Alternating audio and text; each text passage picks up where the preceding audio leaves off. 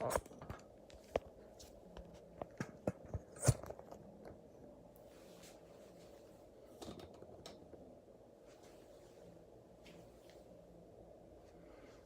Hi, this is John Hawkins Jr. Pardon the technical problems there. And this is our Tuesday night YouTube live we do every week at 7:15, where we answer any questions that come in throughout the week and on mental health, relationship issues, performance things, any questions you have.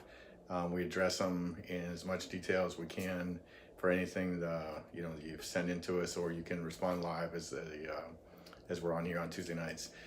Again, my name is John Hawkins Jr. I'm a licensed psychotherapist and peak performance expert in the state of Florida, and I specialize in working with all types of mental health issues, trauma, PTSD, addictions, relationships, and like I mentioned, performance coaching. We offer a full service here at Gateway of all types of counseling. We do individual, couple, family counseling. We have a wide range of therapists, male, female. We work with spiritual issues as well. My father's a retired minister, and so we have a lot of clients that also want some work in that area. I do work in that area as well. Also have a new podcast called The Key that just launched yesterday. So you can find that on iTunes or Spotify, Overcast, Outcast, I think is another one. I think we have a couple more formats coming, but that'll be out. Came out yesterday, so it should be up there if you search for it. It's just plain The Key. And Paul, my partner from WayFM, is doing that with me, and so we're really excited about that. Looking forward to that, and appreciate any listens or subscriptions you guys have. I think you'll really enjoy it. We go into much more in depth with some of the questions that I answer throughout the weeks that we do this. A lot more details, and actually do some work on the show. I'm going to be working with not just some people we've brought on already, but then also people we want to bring on the show that just listen to the podcast, that really want to just have their shot at like sitting down with me and doing some work, and if you want to do something like that and put it public, it could be real service and helping others. So again, we do this every Tuesday night, and you can reach me throughout the week at John H at Gateway Counseling Center. We're on Facebook at Gateway Counseling Center, Instagram on Gateway Center. We have the Mind Zone group on Facebook where you can communicate and interact with other people there and discuss things that we talk about here throughout the week as well. So one of the things I want to talk about tonight that I got a few questions on was on the issue of anger. It's a big issue I'm dealing with a lot in therapy. I mean, the big, what they call the 4 horsemen, or anger, sadness, fear, and shame. And so a lot of confusion I've found over the years as a therapist on anger. Some people say, oh, it's a core emotion. It's not a core emotion. It is. Anger can be very healthy. It's something we all need. In a lot of circumstances, I'm trying to help people get more connected to their healthy anger. They've had to block it for different reasons throughout their life. But I would say a big percentage of the time we're using anger as a defense against other feelings, or it's out of control and we can't regulate it. It gets us in a lot of trouble. Say hurtful things to our partner, or our kids, or those kind of things. I know I've lost, the way I wanted to be many times, and having to go back and repair all that and everything. So it's a really important emotion to understand and to be able to get a handle on and use effectively. So I want to start by talking about the difference between a primary emotion and a secondary emotion, or in some cases what we would term a defensive emotion. So a primary emotion, or what I call core emotion, is when that's like the spontaneous emotion that you would feel as a natural reaction to that situation. Now, sometimes it can go really fast to that other emotion, the secondary or defensive emotion, and so it's hard to determine what it is that I really feel. A lot of times people feel like they just feel so angry, but it's really their defense against that other feeling, in particular like shame. So shame is a very disempowering feeling where it's like, fill in the blank. I'm defective, stupid, dumb, not enough, ugly, whatever it may feel. So a lot of times when we feel shame, or others are shaming us, like maybe I feel condescended or talked down to, we use anger as a reaction to the shame, because anger feels more empowering and makes me stronger. But then if it's the secondary emotion, typically it gets me in trouble. So, you see, like I had another incident the other day. I was working with somebody where it was around a road rage thing. So they had been traumatized because somebody shot at them and everything. So it got, I guess they, according to them, they pulled in this lane. This guy freaked out about it. And I don't know, words were said. Next thing, the guy pulls out a gun and starts shooting into the other guy's car. So, this is rage that's out of control. The only thing that really can produce rage for me is shame, or a combination of shame and fear. So here's this person. I don't even know this other person. I'm willing to kill them, ruin my own life because of shame. So this is an example too of like how dysregulated rage that's being generated by this big amount of shame can really cause a lot of problems in your life. A lot of times, other emotions, like particularly for men, like sadness or fear, we get shamed for feeling historically. So then a lot of times they'll get expressed as anger or guilt. Maybe somebody gets criticized for their parenting and they already feel bad about their parenting. So they just blast the other person back with anger, or I may explore with them what got under their skin so much about this other person's comment. So when we get down to it, they said something about the way they parented where they actually feel guilty already about that, or like they're failing in that regard as a parent. Again, sadness can be another emotion that can, we can use anger to deal with sadness instead of dealing with our sadness, or sometimes sadness can block anger. So for a lot of people growing up, it wasn't safe to express anger in their family. They got punished for it, abused for it, or abandoned or neglected for it. So, they had to defend against it. So let's say if I got shamed, like, the old, I'll give you something to cry about, or, smacked or something, right? Where it wasn't safe, or it would have opened me up to get, more physical abuse, more verbal abuse. So they had to learn how to block anger. So now as an adult, they may come to me. I've used this example before. Let's say I have a wife come in and she says she's depressed, isn't sure why she's so depressed. So I just started asking her questions. I have no idea either. So we started exploring this together. And then during the exploration, a couple times she says something about her husband being really disrespectful or shaming to her. And the first time she makes excuses for him.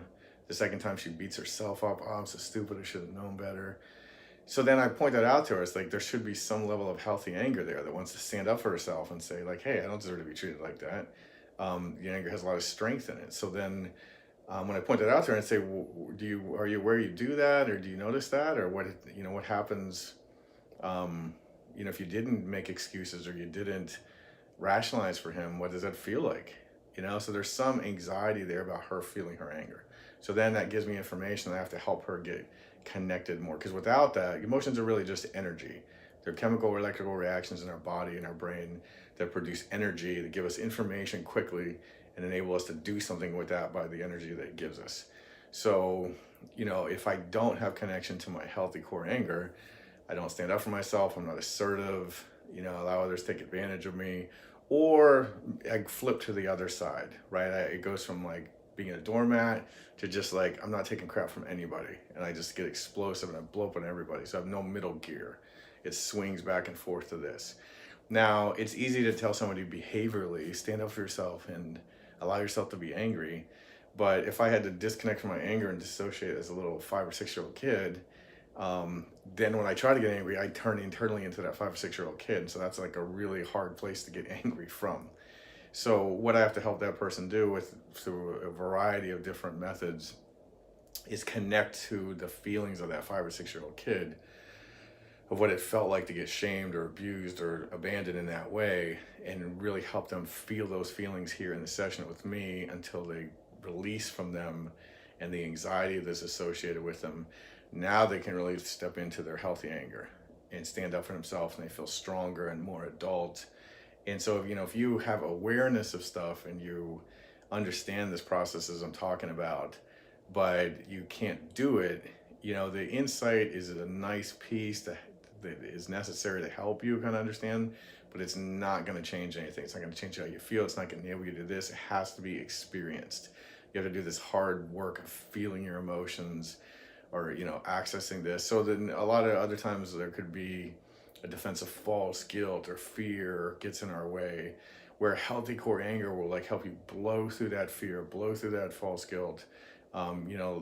Let's say somebody had to use false guilt or shame as a defense when they were a kid to block their anger. instead of weeping or something like that. And so now as an adult, they're like, oh, he treats me so badly, but I just feel bad for him because he's got a good heart. And then they continue to get abused or neglected. Once I can help that person get into like their healthy anger, I said, do you feel guilty now? And they're like, not at all. Like I'm going to stand up for myself. I'm not going to just sit back and like take this anymore. And so like all of our core emotions will lead us to some adaptive behavior, some action that we want to take place, that can really, propel us into the life we want to live. So like my experience is, like I was saying, that there's a lot of confusion around anger, a lot of misunderstanding. A lot of therapists will tell you it's not a core emotion. My opinion of core emotions, it very much is so, but it's often not being used as one. It's been used as a way to defend against other feelings. And then what happens, like, okay, if I block my anger all the time, and then by the time I can't hold it in anymore, I explode, then it further reinforces this fear that anger is bad. So I got to keep suppressing it and not let it out. See what happens when I let it out. Or people may have, religious beliefs that are distorted, like they over spiritualize emotions and things like that, where like, well, I shouldn't be angry as a Christian or as a Buddhist or whatever, where, if you look in texts of Buddhism, or if you look in scripture in the Bible, like there's a lot of anger happening. There's times that God gets angry, or there's appropriate, righteous, justified anger. It's a different type of anger, and you have to put a context to it.